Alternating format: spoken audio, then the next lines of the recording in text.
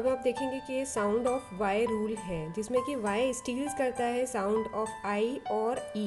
यानी हम वाई को आई कब प्रोनाउंस करेंगे और ई कब प्रोनाउंस करेंगे। दिस इज़ द रूल कि if the word has one syllable then we use y as I, like shy, sky, dry, cry. इन सारे वर्ड्स में वाई का साउंड जो है वो आई आ रहा है। और सिमिलरली जब वर्ड टू सिलेबल होगा तो वाई एज ई यूज़ में आएगा, लाइक हॉकी, पुली, हनी, किडनी।